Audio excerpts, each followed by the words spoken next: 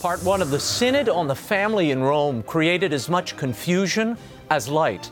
What really happened? And what's next? Canon lawyer and priest of the Archdiocese of New York, Father GERALD MURRAY, and the president of the Acton Institute, Father Robert SIRICO, returned to the program with some answers. And later, a Catholic choir is burning up the Billboard charts with their new Christmas CD. We visit the St. Paul Choir School, the only Catholic choir school for boys in the U.S., to discover their secrets. The World Over begins right now.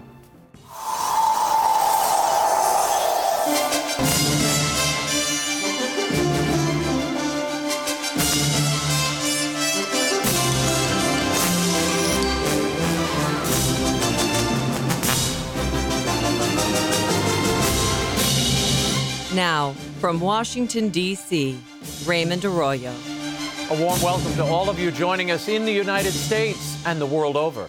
Father GERALD MURRAY and Father Robert SIRICO, as well as the boys of St. Paul's Choir School, are all straight ahead. If you'd like to comment on tonight's program, send us a tweet at Raymond Arroyo or drop us an email. worldover@EWTN.com is the address. We've got a lot to cover. Let's get right to it. Here's the brief news from the world over this week.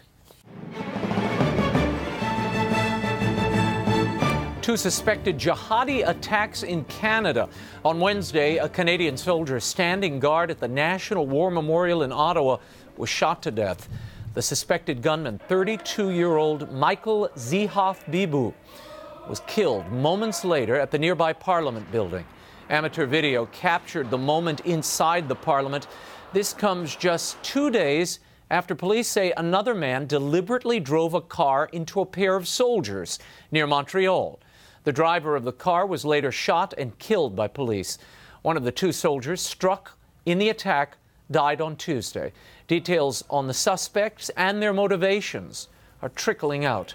Both attacks are believed to be jihadi motivated, as authorities have discovered evidence that both suspects had been radicalized. In the days to come, we will learn more about the terrorist and any accomplices he may have had. But this week's events are a grim reminder that Canada is not immune to the types of terrorist attacks we have seen elsewhere around the world. The suspect in the Montreal attack, Martin Couture-Roylieu, was already being investigated by Royal Canadian Mounted Police as early as June. His Facebook account indicated that he was radicalizing himself, but authorities said they were unable to arrest him due to a lack of evidence. In Rome, the Synod of Bishops on the Family wrapped this past weekend. Absent from the final report of the Synod were any of the midterm report statements regarding homosexuals or cohabitating couples that engulfed the Synod in controversy. In the final document, the Synod Fathers expressed encouragement and appreciation for families in light of the struggles they all face. Family life, the message stated, is a mountainous trek with hardships and falls. God is always there to accompany us. We'll unpack the Synod and the Pope's final address in our next segment. Meanwhile, on Sunday, another papal banner was hung over St. Peter's Square as Pope Paul VI was beatified. Pope Paul left an indelible mark on the history of the Church after succeeding John the 23rd in 1963. During his 15-year reign, he was responsible for the implementations of the Second Vatican Council, including the Novus Ordo Mass, as well as the recitation of the sacraments in the local vernacular instead of the Latin. Pope Paul also authored perhaps the most significant papal encyclical in recent church history, Humanae Vitae. Standing against the rising tide of the sexual revolution, the 1968 encyclical affirmed church teaching on the value of human life, marriage, and sexuality. The Beatification Mass was attended by Pope Emeritus Benedict XVI, and it is the third time Pope Francis has elevated a 20th century Pope this year. Pope Francis also used the Synod to call a consistory of cardinals to discuss the plight of Middle East Christians. On Monday, the Holy Father lamented the persecution of Christians there, especially those in Iraq and Syria. Noting the Christian exodus from the region, he said, "We cannot resign ourselves to thinking about the Middle East without Christians who have for 2,000 years confessed the name of Jesus Christ." He called on the international community to respond to terrorism of previously unimaginable dimensions. In a related story, 4,000 Iraqi Christians who fled the Islamic State are now relocating in Jordan. In spite of the hopes of church leaders in Rome, those Christians have no intention of going home. According to Fides News, the refugees are already seeking admission for their children to attend Jordanian schools and universities. According to Jerusalem's auxiliary archbishop, Maran Laham, two things are clear about the vast majority of Christian refugees.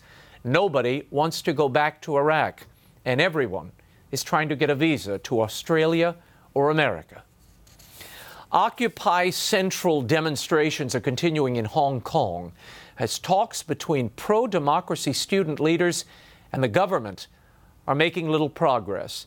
At issue, reforms for the territory's first direct election scheduled for 2017.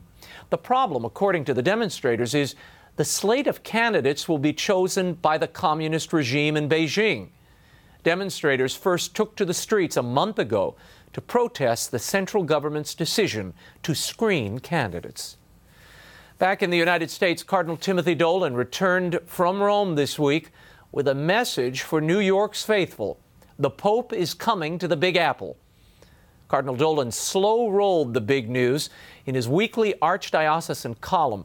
After writing about preparations for Thanksgiving and Christmas, he enthused, "And we better start preparing for a visit by the Holy Father at the end of next September." Cardinal Dolan said nothing is official yet, but he's rather confident that the Pope will spend a day in New York. Pope Francis is all but confirmed to be in Philadelphia next September for the World Meeting with Families. A New York visit in late September would coincide with the United Nations General Assembly and portends an appearance by Pope Francis there. And Chicago's incoming Archbishop is taking a page out of Pope Francis's playbook. Announced this week, Archbishop-designate Blaise Cupich will forego living in the Archdiocesan mansion and instead reside in the humble rectory at Holy Name Cathedral. The 1885 North State Parkway mansion has been home to every Chicago archbishop since it was built. It has also hosted Pope St. John Paul II and President Franklin Roosevelt. In the meantime, the mansion will be used for official functions and as a guest house. A study committee will consider other uses. With its 19 chimneys, the mansion is valued at over $14 million. Archbishop-designate Cupich will replace Cardinal Francis George and take the reins as leader of Chicago's 2.2 million Catholics on November 18th. This week saw the passing of two Americans who shaped the cultural landscape in their own ways. Longtime Washington Post editor Ben Bradley died on Wednesday of natural causes. He was 93. During his tenure as leader of the Post newsroom from 1965 to 1991, Bradley transformed the Post into one of the leading daily publications in the world. He pushed investigative pieces and championed his reporters. He published leaked top-secret Vietnam War documents, which became known as the Pentagon Papers. He did so against the demands of the government. The Nixon administration sued, but the U.S. Supreme Court sided with the press in a landmark First Amendment decision. Bradley also quarterbacked the Woodward and Bernstein investigation that later became known as the Watergate scandal. This, of course, led to the historic resignation of President Nixon. The New York Times reported that Bradley was twice divorced. By the mid-1970s, he began dating Post-style section reporter Sally Quinn. Now, a third marriage was a questionable proposition, according to Bradley. He said he would marry Ms. Quinn when the Catholic Church elected a Polish pope. Cardinal Karol Wojtyła became pope on Wednesday, October 16, 1978. Bradley and Quinn were married the following Sunday. And finally, Helen Hull Hitchcock, a Catholic laywoman who battled radical feminist ideology within the church, died on Monday after a brief illness. She was 75. Hitchcock was the founding director of Women for Faith and Family. It was created in 1984 when the Catholic bishops were crafting a pastoral letter to the women of the United States. Concerned that dissent was working its way into the document, Hitchcock and her group wrote a statement affirming fidelity to church teaching. Thousands would sign on. Hitchcock appeared on Mother Angelica's show back in 1986 to discuss her efforts. These are not times of peace, either in the world or in the church, and it is absolutely necessary for people to prepare themselves to defend the faith, whatever risk that may involve. In the current circumstances, when so many of the people who are attacking the church are also women, it is especially necessary for women to respond to this. The church needs her women now like it never has before. By 1993, after 9 years of contentious debate, the U.S. bishops abandoned the idea of a pastoral letter. She was editor of the Adoremus Bulletin and an activist for promoting a faithful liturgy. For 15 years, Helen Hull Hitchcock served on the EWTN Board of Governors. She is survived by her husband, James. May she rest in peace. When we return, the Synod is over for now, but what should we take from the discussions of the last 2 weeks in Rome? Fathers GERALD MURRAY and Robert SIRICO will tell us when the World Over continues in a moment, and we'll take your questions. Stay right there.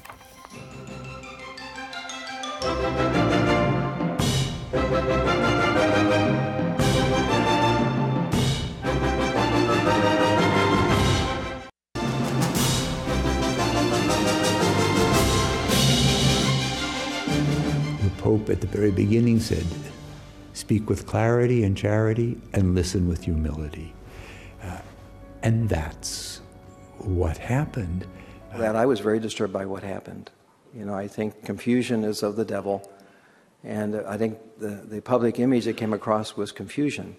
Cardinal Wuerl of D.C. and Archbishop Chaput of Philadelphia. As you can see, opinions differ on just what was or was not accomplished at the Synod on the Family in Rome. Now, much has been made of the report issued at the midway point of the Synod, which touched on quickening admittance of divorced and remarried Catholics to the sacraments, cohabitation, homosexuality, and same-sex marriages. It stood in stark contrast to the final document issued by the Synod. So is doctrine developing, and what's next?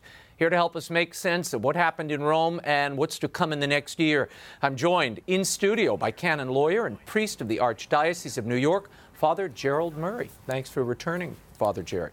And via satellite from Austin, Texas, the president of the Acton Institute, Father Robert SIRICO, returns to the program. Father, thanks for being with us. Good to be with you. Now, I want both of you to weigh in on what you heard in the open there. Cardinal Wuerl, Archbishop Chaput, and what are you hearing from the laity and the clergy where you are? Father Jerry. I was actually at that speech that Archbishop Chaput gave, and I was very encouraged by what he said, because the reaction I've been hearing is this synod has been almost a disaster from the public relations point of view. People are coming up and saying to me, the Catholic Church has a different approach now, doctrine is changing. There's a lot of nervousness about where is this going, because we have a whole nother year to discuss it. I would say that Archbishop Wuerl's approach is not what I find helpful. I think Archbishop Chaput said it very well. Father SIRICO, your take. What are you hearing in Michigan and elsewhere as you travel? Well, I mean, the one thing that's obvious is that there is a lot of confusion, but I do think it's good that we have open discussions. It's nothing new in the church. You remember the first Council of Jerusalem had Paul and Peter battling it out, where Paul says, "I withstood him to his face," and there's always been an exuberance in debate. The thing that is not happening here is the church is not changing its doctrine, and even the interlocutors, at least on the surface, are not saying that they want to change the doctrine of the church. Let's be very clear about that. There is such a thing as the development of doctrine. Right. There is no such thing as the evolution of dogma. And that's a very different thing, and that's what would happen if our teaching on divorce, remarriage, homosexuality, etc. would change. But Father SIRICO, if you change the practice and the discipline, aren't you changing the doctrine? I mean, doesn't it shift? Doesn't it essentially shift in practice and reality, if not in theory and on paper?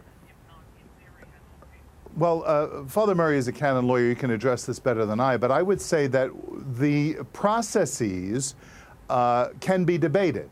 How we go about annulling marriages can be debated. That marriage is indissoluble when there is in fact a sacramental marriage, cannot be changed. That's dogma. The practices of the thing can be altered. Also, the other thing that can be altered is the language in which we speak about people. Whether we want to thunder or be Jeremiah or be more like Jesus. And both of those are appropriate in different circumstances. Father Jerry, your reaction to that and this notion of evolving doctrine, but the changing of discipline. I mean, if you fast track annulments and you essentially give people the penitential path, which we'll talk about in a moment, isn't that essentially shifting the teaching on marriage? The indissolubility of marriage has to be defended in practice, so how we handle problematic marriages is very crucial. Annulments, in my opinion, are not something hard to get if you have a case. There's an allegation there that it's difficult for people to get annulments. I don't really believe that. I think a large part of this push for easier annulments is, unfortunately, the approbation of Catholic divorce. We don't need that. As Cardinal Burke has said in many forums, the goal of a trial in ecclesiastical tribunal on the subject of nullity of marriage is to arrive at the truth. Now, we're careful to arrive at the truth. My goodness, we're taking a whole year to talk about the family. Why can't we do something similar when talking about the truth of a marriage? I want to get into something here. The Pope... Go ahead, Father. You wanted to add. No, I just wanted to add what Father said. I think a lot of this would be calmed down if the Council, Synod Fathers, one presumes going in there that they're Catholic, if they reaffirm clearly and unambiguously the teaching of the Church on these things. Then we can talk about, is it possible to shorten the annulment process? And again, I'm not a canon lawyer, I can't speculate on that. But what people suspect is that there's something under the surface here, that in moving in that direction, especially the language about homosexuality, whether being gay is a gift in some sense to the Church, these are the questions that would erode the doctrine of the Church rather than just being open and welcoming to people who have same-sex attractions. Those are two different things. I want to get into this final document that was released by the Synod in the wake of that very confusing midterm report that there was such a reaction to, which we'll discuss the politics and the background of that later. Here's what it said vis-a-vis divorced and remarried Catholics returning to the sacraments. It said, in certain particular situations and in very specific circumstances, the eventual access to the sacraments should be preceded by a penitential path under the responsibility of the diocesan bishop. Now again, this was a conversation point raised, and the Pope made the decision to release all of the paragraphs, whether the two-thirds majority of the bishops accepted them or not. Father Jerry Murray. Yes, at the Synod, they took a vote on each paragraph. This paragraph got voted down because it didn't get the two-thirds majority. The Pope decided it will be in the report, so it's in the report. So we can assume he supports that position, or at least is partial to it. Well, or wants it to be studied further. What I would say is this has already been studied in past years. In 1997, the Holy See issued a document saying this isn't possible. I've studied Cardinal Casper's words. A penitential period, which doesn't include rejecting an adulterous relationship, is ridiculous. We're not accepting a second marriage while the first exists. Now, they say they believe in indissolubility of marriage, the proponents of this proposal. I don't see it. I see this as a word game. It's very upsetting. The bishops weren't in agreement because they didn't vote it in. It's nonetheless there. We have to study. Now, Father SIRICO, we were told by the Vatican press office this was the Pope trying to be fully transparent, to let us all in on the conversations, because we didn't get the blow-by-blow of every intervention during this Synod. So all of these proposals were put forward, the paragraphs, and included in the final document, whether they were approved or disapproved by the body. Good idea or bad? Well, that was after the fact that they had closed off all of the release of these. I mean, if you want to do that, put a camera in the chamber and let them have the debate. But getting the information after the media has had its spin on it, or suspending or not printing whole texts, or it was impossible to tell whether this document really was representative of the debate as a whole as it went on in the Synod, or whether some people, as has been speculated, have added their own theological take on the matter. I want to read you this other part. This, in the final document, this refers to homosexuals, and gone is the talk of gifts and valuing, which was part of that midway report. It says, with reference to what the Church teaches, there are absolutely no grounds for considering homosexual unions to be in any way similar or even remotely analogous to God's plan for marriage and family. Nevertheless, men and women with homosexual tendencies must be welcomed with respect and gentleness. Father Jerry. Okay, the question is, how does someone define welcoming someone? In the Catholic Church, the doors aren't locked. You can go to Mass, you can pray. The question is, does welcoming mean that a homosexual couple can walk in arm, kneel down, and then come up and receive communion? Some people have the crazy idea that's going to happen. It won't happen. But ambiguous statements where people say welcoming, you know, you and I feel welcome because we have a relation with the person welcoming us. That should be based on truth, not on some merely emotion. Father Robert SIRICO, are you concerned that even the synod language sort of, it's breaking people up by sexuality? We're all children of God. I mean, everybody has gifts, everybody has value in the eyes of God, regardless of, you know, their attractions or proclivities, right? Right, and that is not what the relatio said. It said that they were going to be specifically valued because of their sexual orientation. And that's the problem. A human being doesn't have a gift to give because of the sexual orientation. They have it because they're a gift. They themselves are a gift of God. They possess in their person that giftedness. And I think we need to make that very clear, that we love all people and all people are welcomed in that sense. But not saying the truth about these things defeats the purpose of the ministry and the identity of the Church. I want to get to the temptations that the Holy Father referenced. In his final address to this synod, he referred to a whole series of temptations that he had witnessed during the synod. They included a temptation to, quote, hostile inflexibility. That is, wanting to close oneself within the written word, the letter, and not allowing oneself to be surprised by God. It is the temptation of the zealous, of the scrupulous, of the solicitous, and of the so-called today traditionalists, and also the intellectuals. Then he went on, the temptation to a destructive tendency to goodness, that is, in the name of a deceptive mercy, binds the wounds without first curing them and treating them. It is the temptation of the do-gooders, of the fearful, and also of the so-called progressives and liberals. Interpret this for me. Who is he talking about? Why insert this at the end of a final talk? It's something I've been thinking about myself, Raymond. I really don't understand who we can target for these, because they're rather broad brush strokes describing attitudes which are part psychological reactions, part in being held to the letter of the word. My goodness, that's what the Bible is, the Word of God. I want to know every letter. That's why we study in the original languages, figure out what it means. Canon law, for instance, you have to take the words as they're written, what they mean. You can't simply say, well, I think it means this today and that tomorrow. So for me, fidelity to the Word of Christ, and then church doctrine, that's not a psychological attitude. That's a question of fidelity. Father Robert SIRICO. I want to give the best interpretation that I can of the Pope's remarks. And I can't help but think, as I heard that homily, that Ronald Knox wrote a wonderful book, and the introduction of the book, it's called Enthusiasm, and he talks about these kind of twin tendencies in the Church.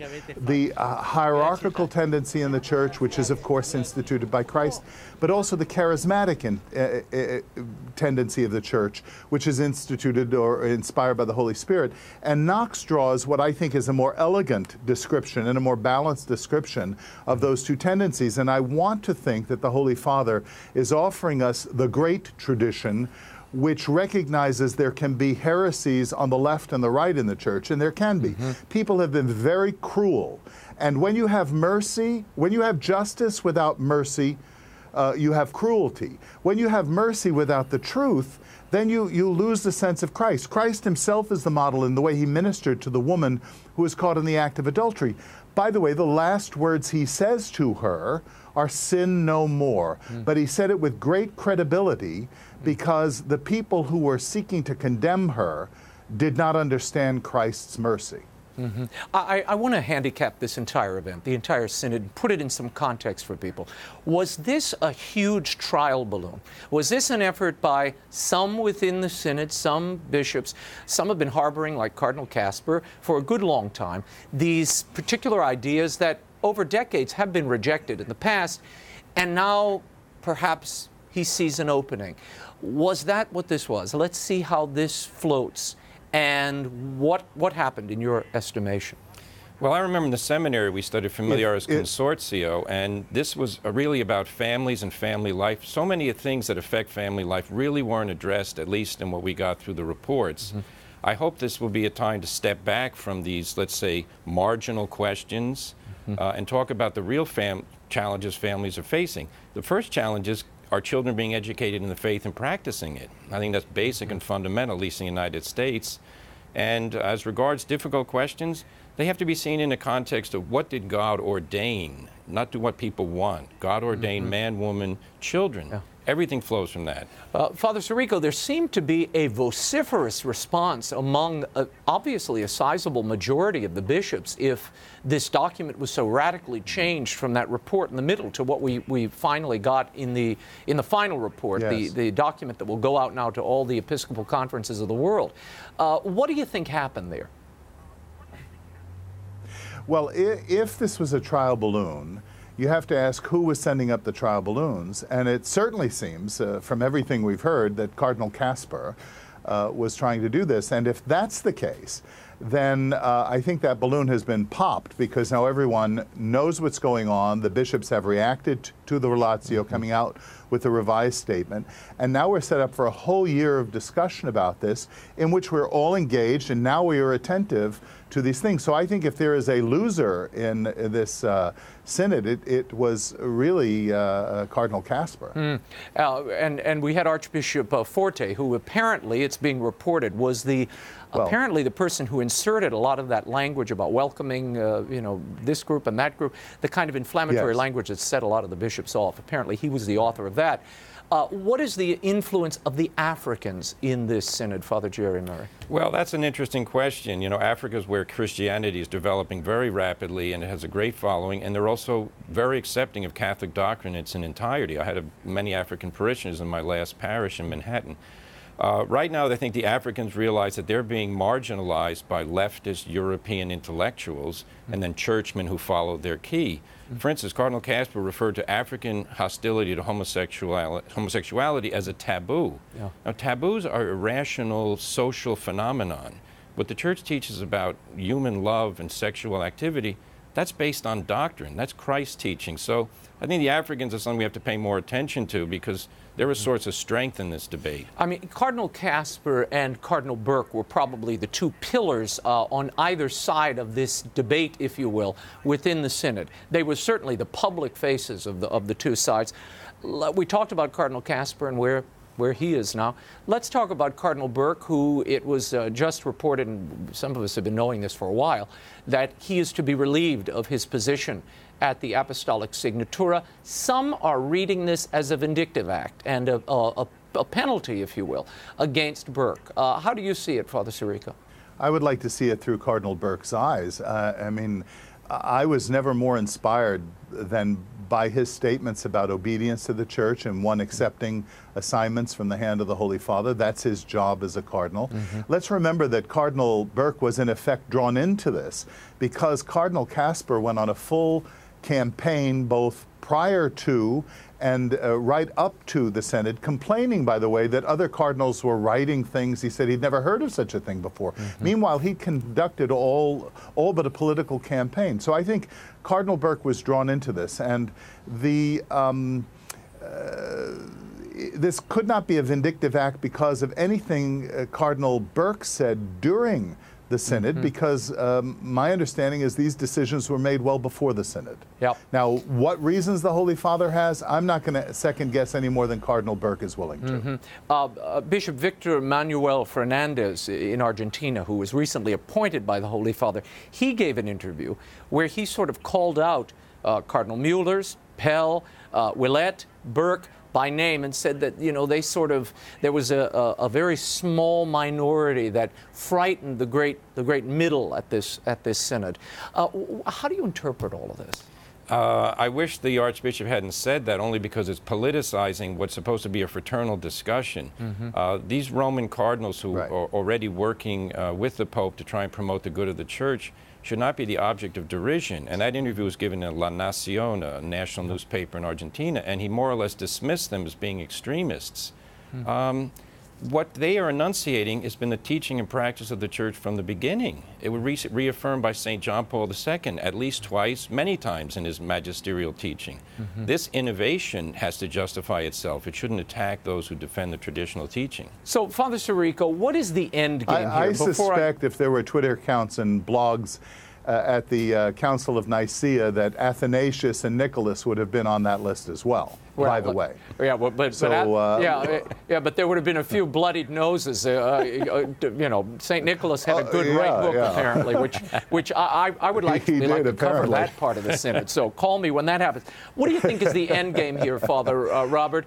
What is the Pope seeking to accomplish, and what do you make of his silence? He's allowing Cardinal Casper and this bishop in Argentina and others to sort of speak in his name, if you will, but he doesn't say anything about his particular opinion or feeling on these issues. You know, I'm tugged in two directions about this. On the one hand, the only way you can kind of create an atmosphere where people can speak frankly, and I think that's a good thing, let's get it all on the table, because a lot of this stuff is underneath the table. Right. Let's get it on the table. On the other hand, this great empathy that our Holy Father has shown people is not always seen because of the spontaneous abbraccio remarks that he makes without a lot of planning and forethought. And we've had to go back and say, and the Vatican's had to go back and say, well, he didn't mean that, he meant this. So maybe the silence is not an altogether bad thing as long as other people can weigh in and clarify the issue. I think, by the way, if I may take this liberty, to say that it was very unfortunate that Zenit pulled that interview by Ed Penton from their website, because that was an essential part of seeing exactly what was going on. It was contrary to the spirit that the Pope said he wanted to have in this kind of debate. And this was Cardinal Casper essentially dismissing the African voices, saying in this area, vis-a-vis homosexuality, and then saying he never said it, and then having an audio copy of it saying, and then going back and saying, well, you know, maybe there'll be other journalists who'll take it out on these guys. And this is unbecoming. This is beneath the dignity of a prince of the church. Okay, before we go to the emails, and I have plenty here that have come in, and tweets and Facebook questions, and you can continue to send them. What happens now? This final document goes to all the Episcopal conferences. There will now be a year-long discussion. What do you think it'll look like? Father Jerry Murray. Well, I think we're going to get reports from different dioceses and around the world that people are now expressing a different view than the past about communion for the divorced and remarried, and then for the place of Catholics with a homosexual problem in the Church. I hope the practice doesn't outstrip the teaching, because there's no invitation to infidelity in this. On the level of theology and reflection, I think the debate's going to continue. And I hope it's as scholarly on the side of Cardinal Burke as it's been so far. Father Sirico? I would say enter the debate, enter the discussion, write letters, write blog posts, express charitably but forcefully your understanding of the Church's teaching. Let's remember this one thing that we can forget if we don't have the big picture. The Church is not something that we invent. It's not something that we create. It's something that we have received, and we have the obligation, preeminently the Holy Father and those who teach in communion with him, have the supreme obligation to preserve and hand on undiminished and undiluted to the next generation. So this is not a matter of votes. This is a matter of truth. Yeah. I mean, if I can offer my little 2 cents here, I think what we essentially would be looking at is a year-long campaign by various people in the Church, cardinals, bishops, lay people, lay groups, attempting to make their voice heard, and it will be cacophonous between now and that synod, no doubt about it, because those were the voices that got attention in the last synod, writing books, speaking out, media appearances. I think this will inevitably continue. I now want to go to some emails before we run out of time. I know you have to run, Father SIRICO. This comes in from Pierre. He says, why is the synod necessary at all? Isn't Familias Consortio enough? We could use the money for the poor. You would say what? I would say that synods give us an opportunity to reflect on particular issues that are confronting the church in various areas of the world, and the bishops have a knowledge of that, an intimate pastoral knowledge of that. Unfortunately, a lot of those issues were not raised because of the kind of campaigning that went on well before the synod began. Right. So I wouldn't take it out on synods as such. I would see the frame of the debate being in Familias Consortio and, of course, the Catechism. Father Robert SIRICO, thank you so much for being with us. Don't become a stranger now. That's not the Vatican in the background here, by the way. Yeah, I just want to make sure your it looks viewers like a knew slightly that. sepia-toned Vatican. Thank you for being with us. You can follow the work of Father Robert SIRICO and the Acton Institute Raymond. by visiting their website, acton.org. We are going to continue with emails, Father Jerry, if you'll indulge me. This comes from Jay McCoy in Chicago. If the Pope and the Synod were truly seeking the will of the God of surprises, and the Holy Father referenced that, I guess, in his homily on Sunday, that we have to be open to the God of surprises. She goes on, why was a committee appointed to streamline annulments before the Synod began? Jay McCoy. Good question, and actually Cardinal Burke had the same reaction. I had that reaction when I heard this committee was formed, because that was one of the missions of this Synod, to look at the question of annulments. I hope that committee will be augmented. I saw the committee members. I was sad that some cardinals were left out, people of some prominence. Well, notably Mueller and Burke, the head of the Congregation for the Doctrine of Faith, and Burke, who as head of the Signatura deals with tribunals endlessly. This is his job. That's true, and the university professors represented did not cover the whole scale of Roman universities. I was not happy about that. I think one of the effects of the discussion will be that it has to be done in an open way, given all this publicity. I hope that happens. This is an interesting one. This is from Paul in Houston. He says, I am a former Episcopal priest. Having made the decision to come into communion with the Catholic Church because of the sure doctrine, it now seems the Catholic Church, or some of its leaders, would like to follow the disastrous Episcopal trajectory. To my eyes, they seem to be embracing a secular ideal and attacking as rigid anyone who defends the traditional teaching. Am I wrong? Correct me. Paul in Houston. Paul is not wrong. In fact, this is one of the things that's troubled me the most. Here we are talking about changing church doctrine and practice when we have people abandoning Mass. Catholic school system is collapsing. Universities, Catholic practice in Catholic universities is very low. We should be talking about strengthening the faith, the joy of believing in Christ. I love meeting converts precisely because they embrace the faith because it's true. And we Catholics who are, cradle Catholics, we shouldn't say, well, it's true, but we got to adjust and we got to do this and that. Wait a minute. The glory, the splendor of the truth. That's what we got to talk about. There were a lot of these tweets and Facebook messages that came in.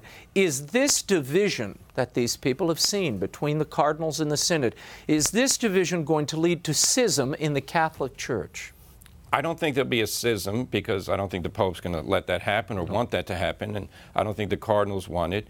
But what needs to happen, though, is error has to be extirpated, to use an old word. I mean, erroneous teaching, the teaching that a divorced person who's in an adulterous second marriage is entitled to receive communion if they do some kind of so-called penitential period, this is anathema. This has no basis in the tradition of the doctrine of the Church. To keep putting it forward, in my opinion, is a lack of charity toward the faithful. Cardinal Casper has been rebuked very well by Cardinal Burke. I think he should reflect on it and change. Yeah, and others. I mean, not just Cardinal Burke. Yes. Before we go to this last email that I have, I want to roll this. This is the head of the U.S. Bishops' Conference, Archbishop Kurtz, on the transparency of the next synod, the final synod on the family. Roll that. The opportunity that delegates had in the past to have their interventions made public is something that I think should be returned to. I think in hindsight, there was the sense, I guess, that well, maybe that would inhibit people from speaking out, but I don't think that's the case. So my fond hope and really my urging, if people ask me about this, would be to say, no, return to that process, so that that's another level of transparency. Is that another level of transparency needed in this next synod? The Archbishop is absolutely right. It's baffling that they tried to control information in the information age. I mean, I thought this was going to be a new open, transparent synod. We have the Pope app now on your smartphones, and you can watch the Pope give speeches all over the place. The idea that what cardinals and bishops say has to be kept private and only filtered out through the press secretary. The cardinals had to demand that their small group reports be made public. They were going to keep those quiet. Mm-hmm. They made some big mistakes. I think they realized that transparency is for the good. Mm-hmm. No, and I think there will no doubt be some amendments. What do you think, with Cardinal Burke leaving, it is clear, and we got a lot of questions about this, we don't know when he'll be leaving his position at the Apostolic Signatura, but it will be imminent. Because he's no longer head of a dicastery or an office in Rome, he will be denied a place in the next synod. No doubt many of the players that we saw emerge this time may not be present next time. How might that change the dynamics of that second synod? Well, if they were all excluded, let's say Cardinal Burke and others who defended the traditional practice were excluded, it wouldn't be a good sign. And I think the Pope has said that he wants open discussion. Well, to have a discussion, you need points of view. So I hope he wouldn't do that. The Pope is free to appoint anybody he wants to the synod, so I hope Cardinal Burke would be appointed. But let's just throw this in. Burke had much influence before the synod through his writings, and his interviews. The interview you did with him was magnificent. There'll be a lot of influences even outside the hall of the synod. Mm-hmm. Well, we'll be looking for that. Here's the final email here. It is said that church doctrine cannot change, but it can develop. Is it possible to recognize or reconcile the need to preserve the true substance of the faith while allowing doctrine to develop regarding sexual ethics? And that's Tom Zansky. Well, development means a thing becomes more of what it is. It becomes more apparent, clearer, more understood. It's not a rupture. It's not a question of change or rupture, contradiction. So in matter of sexual ethics, for instance, we've had development as regards in vitro fertilization and trying to understand where technologies for reproductive assisted pregnancies come in. But the idea that adultery was bad in the past and now it's good, at least in some cases, impossible. And we shouldn't give false hope to people. When we say we're welcoming homosexuals, yeah, we welcome everybody. Yeah. We don't say homosexuality is a good thing and we should embrace that kind of activity. Anyone who says that is doing a lack of service to the truth and to charity. Father Jerry Murray, we will leave it there. You can read Father Jerry's columns, where he writes regularly, on CatholicThing.org. Thank you for being here. Thank you, Raymond.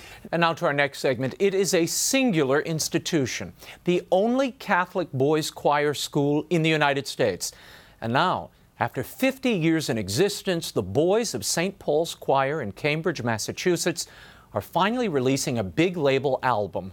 It's a Christmas collection entitled Christmas in Harvard Square, and it premiered atop Billboard's classical charts.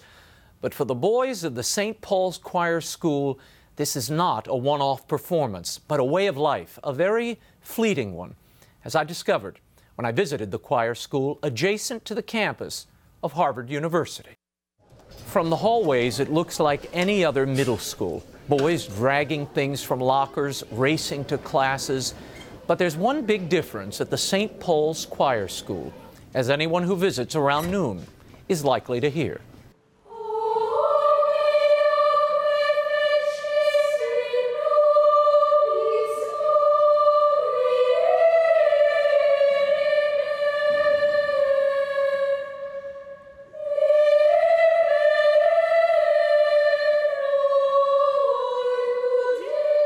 Ethereal young soprano voices fill St. Paul's Church each day for the Mass.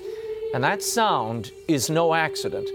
It is said that St. Paul's is not a school with a choir, but a choir with a school.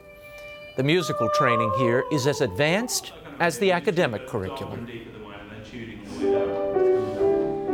John Robinson is the music director, himself the product of several English cathedral choirs and the choir of St. John's College, Cambridge. What about that training lingered that you've passed on to these boys? This is not a typical choir room in America. Absolutely right. It's a room that we're in many times during the day. Well, at least they're in it twice a day in preparation for the Mass that they sing.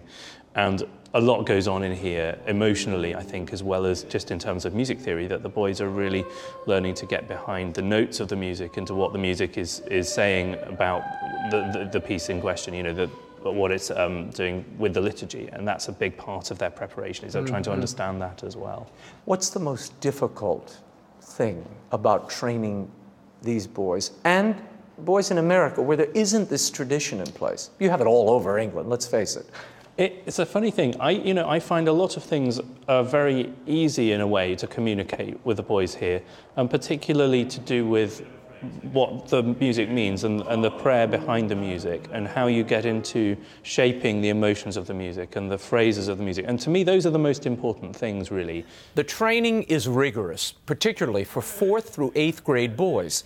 In addition to science, math, literature, and religion, the boys sing at Mass and at several rehearsals throughout the day, under the watchful eye of John Robinson. At first, it definitely was very hard, and you always have to be just on the beat and everything. And after you get used to it, you just know the circumstances that he likes and all that stuff. So I think I got a lot more used to it than at the beginning. It was very scary at first. The tone is something we work on a lot. Well, when we were in the 4th grade, I remember tune, dynamics, tune. Robinson can be exacting in the rehearsal room.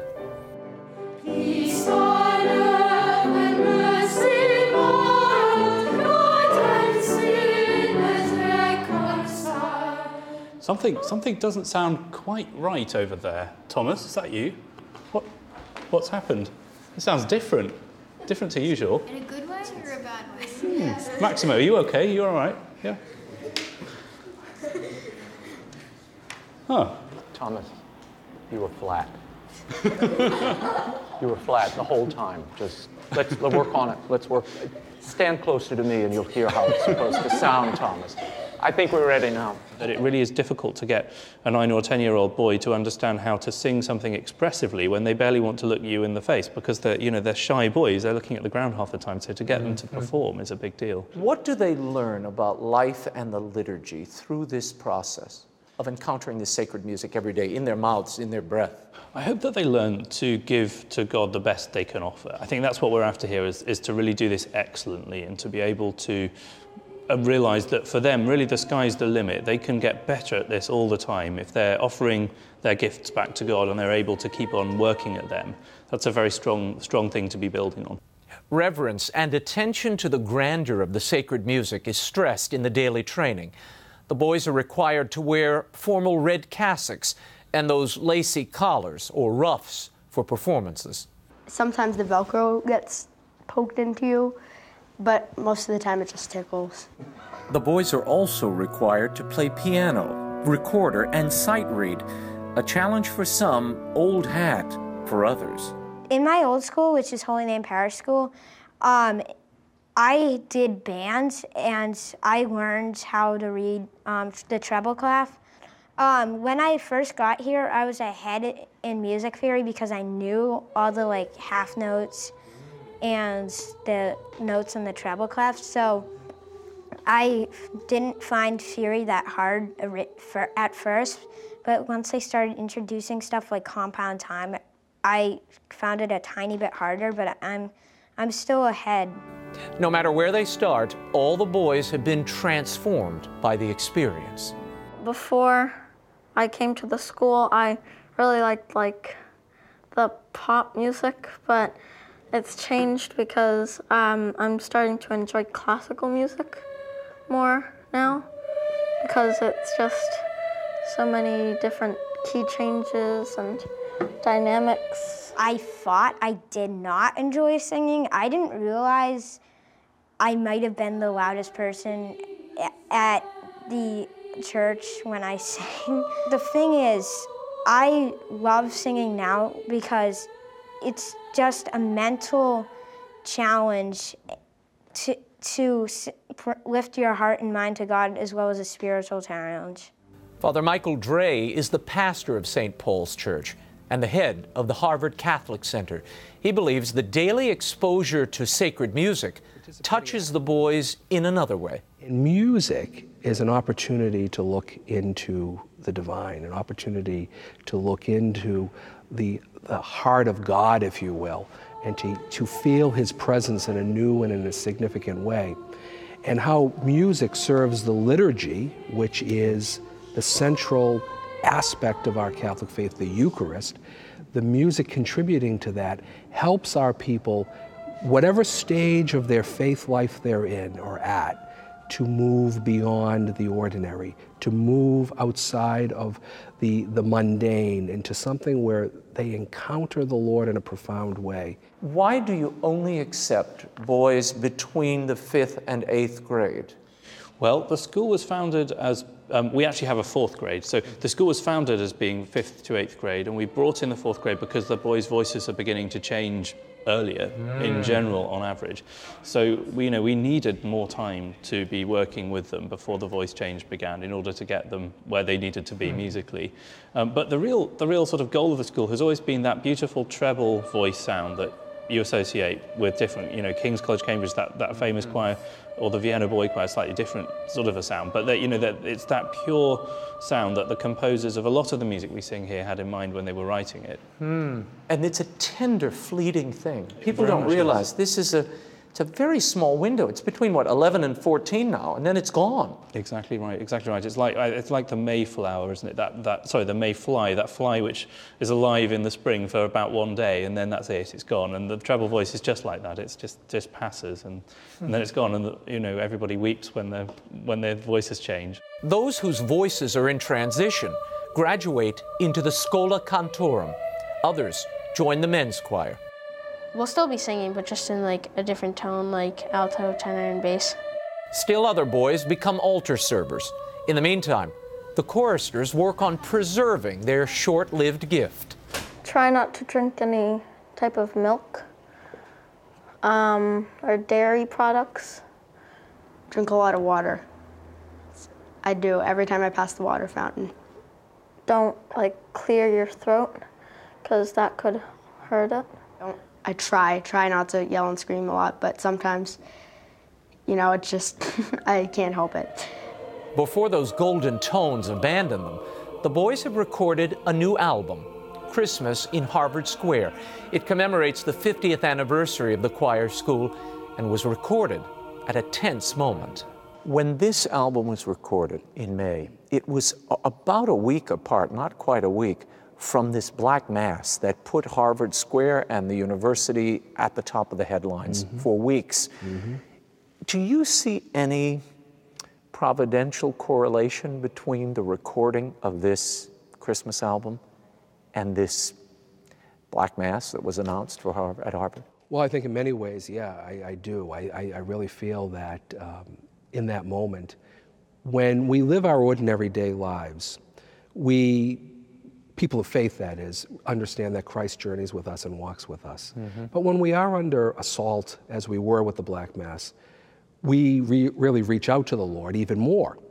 And I think it was a providential thing for these young boys to realize that what they do each day at Mass, singing and serving at the Mass, the Eucharist, the center of our Catholic life, that they're not the only ones doing this. That there is a great community of believers the world over who truly love Jesus, love His Eucharistic presence, and take strength from that. And it was a catechetical moment for them to see so many come and to embrace this great gift that they embrace day in and day out. Tell me about the repertoire of this Christmas album. So it's both very familiar, so things like Hark the Herald Angels Sing, O Come All Ye Faithful, real Christmas classics, but also it touches quite deeply really on the history of Christmas music as well. So you get this beautiful polyphony.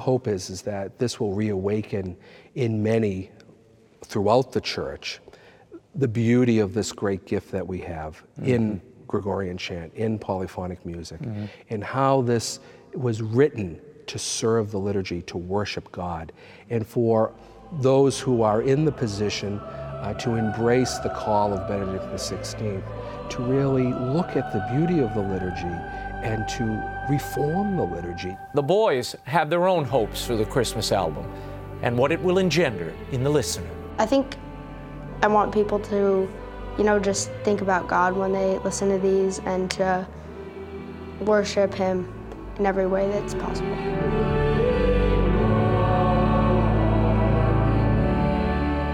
To make more people aware of God and His greatness.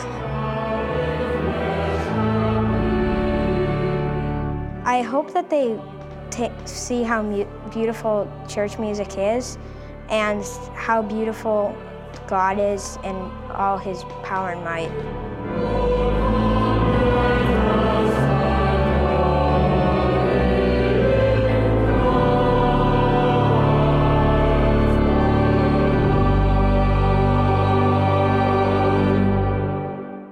It is a great recording. That is all the time we have for now. Until next week, the show continues on Facebook and Twitter. Like me on Facebook, follow me on Twitter. Let me know what you thought of tonight's show. The links are at RaymondArroyo.com, and don't miss next week's show. Oh, we've got a surprise for you. In the meantime, we'll be scouting the world over for all that is seen and unseen. On behalf of the staff and crew of EWTN News, thank you for watching. I'm Raymond Arroyo from Washington, D.C. We'll see you next time. Bye now.